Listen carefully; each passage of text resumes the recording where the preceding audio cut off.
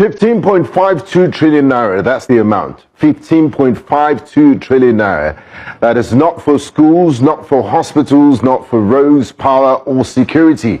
That's the cost of our debt in 2026 in President Tinubu's 2026 budget. About 27% of the total expenditure, by some estimates, close to 30%, will go into debt servicing alone before the Nigerian people are considered, before development is discussed.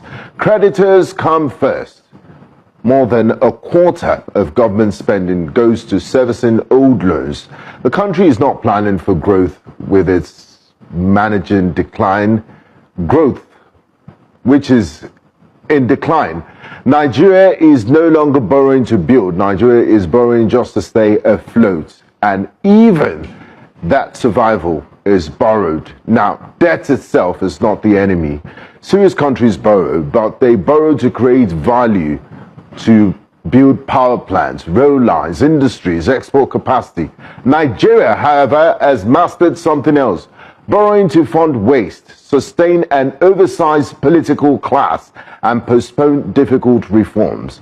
And so, the bill arrives every year, bigger than the last. Classrooms remain broken, hospitals remain underfunded, insecurity persists, hunger spreads. Yet the cost of governance remains untouchable. Convoys are long, privileges are intact. Sacrifice, it seems, is strictly for the poor. So the questions Nigeria must ask is simple.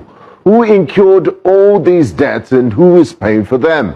Because it's not the political elite. It is the worker whose salary shrinks monthly. It is the trader crushed by inflation. It is the graduate trapped between joblessness and despair. This is the quiet violence of bad economic mortgaging of the future to survive the present. Then they brand it as reform. No country can debt service its way into prosperity. No economy grows when tomorrow's earnings are already spent today.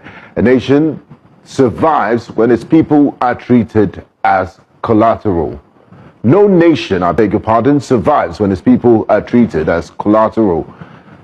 So which way Nigeria, when the budget sounds less like a development plan and more like a bank alert? Until waste is confronted, governance is cut to size, and borrowing is tied to real productivity, this cycle, unfortunately, will continue, and Nigerians will keep paying for decisions they never made. Good morning, Nigeria.